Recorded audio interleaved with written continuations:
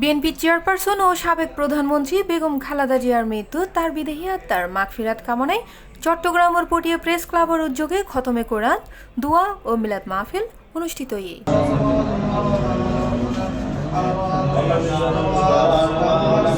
মঙ্গলবার আজন্যে Patiya press club কার্যালয়েও দোয়া মাহফিলের আয়োজন করা হয়। এনে রাজনৈতিক, সামাজিক ও সাংবাদিক অঙ্গনের বিশিষ্ট ব্যক্তিবর্গ উপস্থিত থাকি মরহুমার আত্মার শান্তি কামনা করে।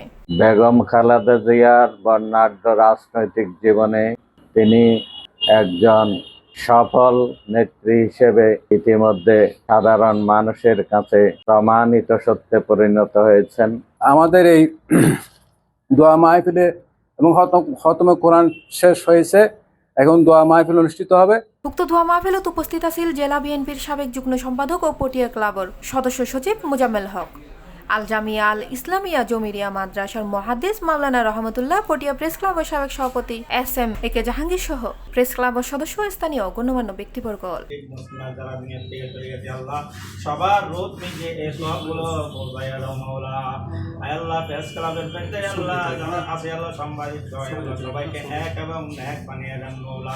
C+ TV Chittagong.